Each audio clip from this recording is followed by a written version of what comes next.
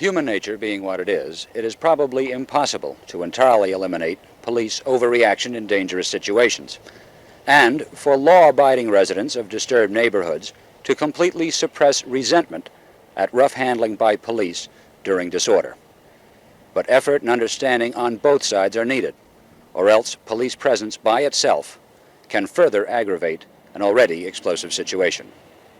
This is Bill Brannigan, ABC News, Asbury Park.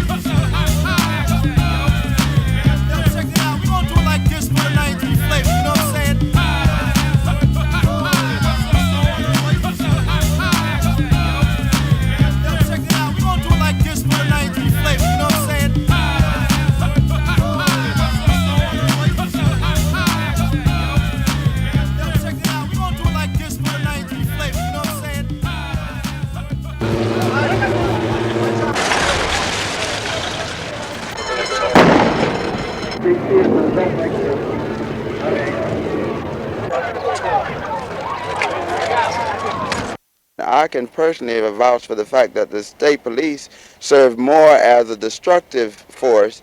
We would like to give them the new name as stormtroopers because they did nothing to preserve peace. They did more to harass and create further disturbance. And of course, the alleged charges that they used excessive force was true.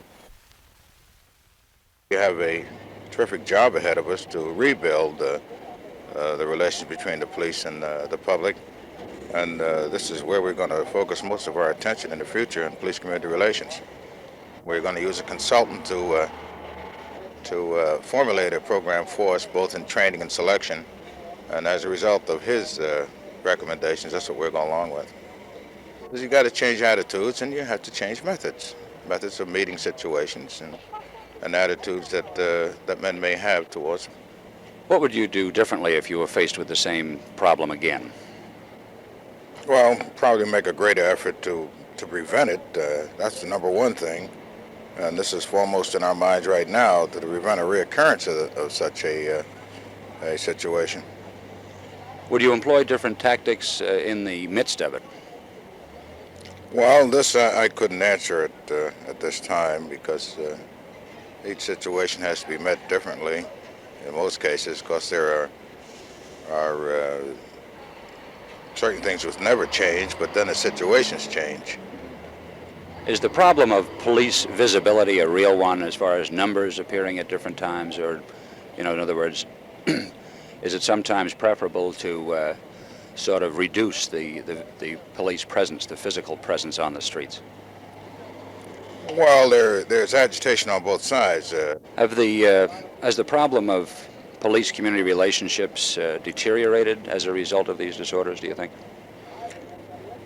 I don't think it's deteriorated too much, but I know that... What are some of the methods you're going to employ to do this? Well, probably one of the foremost would be the police cadet system, and possibly using of what we call community service officers in the area, and also a rather definite police-community relations program in regards to the police and selling themselves to the public until they have the service. Do you think you had a false or somewhat distorted picture of police-community relationships prior to the outbreak of trouble here? No, I don't think so, because police to a great degree today are looked upon as well, they're repressive.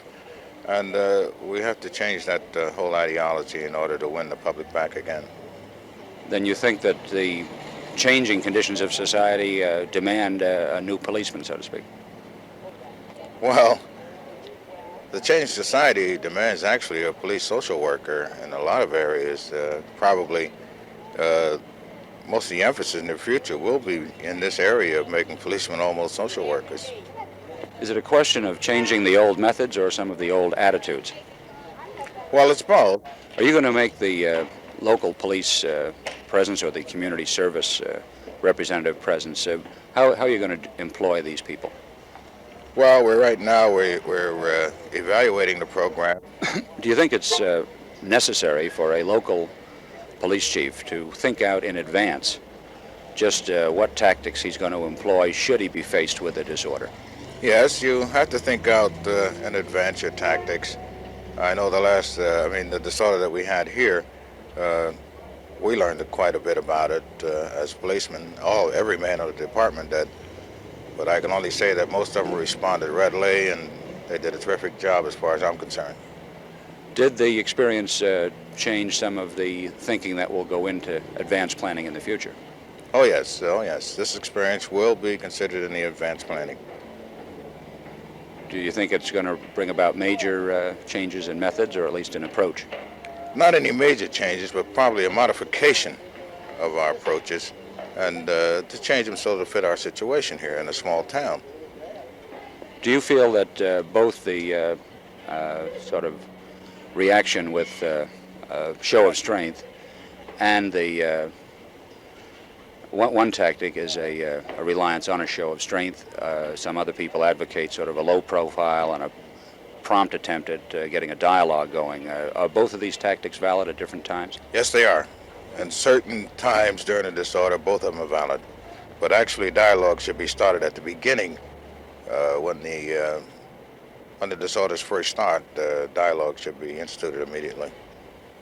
Thank you.